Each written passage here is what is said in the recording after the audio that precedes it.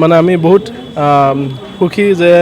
আহি আমি 9th এডিশ্যনলৈ চুব পাৰিছোঁ আৰু গোটেই ইণ্ডিয়াতে ভাৰতবৰ্ষতে এতিয়া ফিল্ম ফেষ্টিভেলখন অলপ ন'টিছ কৰিছে মানুহে চ' সেইটো আমাৰ কাৰণে বহুত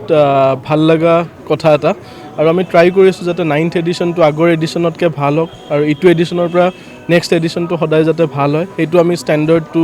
ৰাখিব চেষ্টা কৰিছোঁ আৰু এইবাৰো আমাৰ যথেষ্টখিনি গেষ্ট আহি আছে বাহিৰৰ পৰা বলিউডৰ পৰা সন্দীপ মোদী বা অল উই ইমাজিন আজ লাইট যিখন খুব ভাল চিনেমা ইণ্ডিয়াৰ ভেনিছত ভাল কৰা চিনেমা আৰু ভিলেজ ৰকষ্টাৰ্ছ 2 আহি আছে ফিল্মৰ collection screening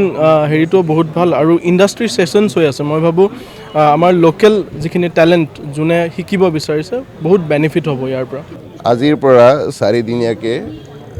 Brahmaputra valley film festival ইয়াত আয়োজন কৰিছে জ্যোতিষ চিত্ৰবনত এটা সুন্দৰ পদক্ষেপ এইটো 9 বছৰত ভৰি দিলে 2013তে এই ফিল্ম ফেষ্টিভেলটো আৰম্ভ হৈছিলে আমাৰ অসম তথা উত্তৰ পূৰ্বাঞ্চলৰ যিখিনি টেলেণ্ট আছে সেই টেলেণ্টখিনিক মটিভেট কৰাৰ উদ্দেশ্যে আৰু ইয়াত আমাৰ নৰ্থ ইষ্টত যিমান মানে প্ৰাকৃতিক সৌন্দৰ্য আছে সৃষ্টিক আমি এনেকুৱা ধৰণৰ কামত লগাবৰ কাৰণে আৰু আমাৰ এই অঞ্চলটোক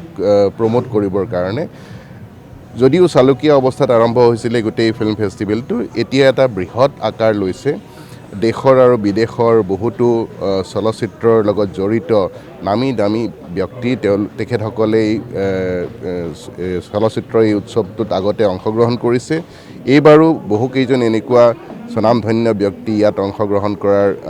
কথা আছে আমি আশা ৰাখিছোঁ যাতে আমাৰ অসমৰ তথা উত্তৰ পূৰ্বাঞ্চলৰ উঠি অহা যিসকল এই উদ্যোগটোৰ লগত জড়িত টেলেণ্টেড ব্যক্তি তেখেতসকলে এটা স্ক'প পাব ইয়াৰ যোগেদি আৰু যি বাহিৰৰ যিসকল চলচ্চিত্ৰ উদ্যোগৰ লগত জড়িত ব্যক্তি আছে তেওঁলোকেও আমাৰ অসম তথা উত্তৰ পূৰ্বাঞ্চলৰ বিষয়ে গম পাব আৰু আমাৰ এই অঞ্চলটোক যাতে প্ৰমোট কৰিবলৈ এটা সুযোগ পাব মই এই উৎসৱৰ উদ্যোক্তাসকলক শুভেচ্ছা জনাইছোঁ তেওঁলোকে যাতে আৰু ওপৰলৈ যায় এইটো আমাৰ কাৰণে খুব ভাল কাৰণ আমাৰ অসমখন হ'ল গোটেই ভাৰতবৰ্ষৰ ভিতৰত এনেকুৱা এখন ৰাজ্য যিখন ৰাজ্যত সকলোতকৈ খুব সোনকালে চিনেমাৰ প্ৰচেছটো আৰম্ভ কৰিছিলে 1935 চনতে জ্যোতিপ্ৰসাদ আগৰৱালে জয়মতী আৰম্ভ কৰিছিলে গতিকে আমাৰ এখন ষ্টেট তাত এনেকুৱা ধৰণৰ ফেষ্টিভেলছৰ খুব প্ৰয়োজন আছে আৰু এই ফেষ্টিভেলটোৱে গোটেই ভাৰতবৰ্ষকে নহয় আন্তঃৰাষ্ট্ৰীয় চিনেমাও আহে গতিকে এনেকুৱা ধৰণৰ যেতিয়া এক্সপ'জাৰ এটা অসমীয়া ল'ৰা ছোৱালীয়ে পায় অসমৰ ল'ৰা ছোৱালীয়ে পায় তেতিয়া এইটো আমাৰ কাৰণে খুব জৰুৰী কাৰণ চিনেমা কালচাৰ অবিহনে এটা জাতিটো টিকি থাকিব নোৱাৰে আমাৰ জাতি এটা টিকি থাকিবৰ কাৰণে সংস্কৃতি কলা নিজৰ ভাষা চিনেমা সাহিত্য এইবিলাকতো লাগিবই গতিকে এনেকুৱা এটা ফেষ্টিভেলে চিনেমাক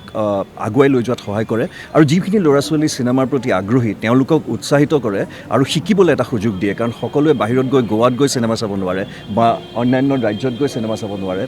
কিন্তু তেওঁলোকে ইয়াত গুৱাহাটীতে আহি ভাল ভাল চিনেমা চোৱাৰ সুযোগ পায় সেইকাৰণে এনেকুৱা ধৰণৰ ফেষ্টিভেলৰ খুব প্ৰয়োজন আছে আৰু ব্ৰহ্মপুত্ৰ ভেলী ফেষ্টিভেলে সেই প্ৰয়োজনটো সদায় পূৰাই আহিছে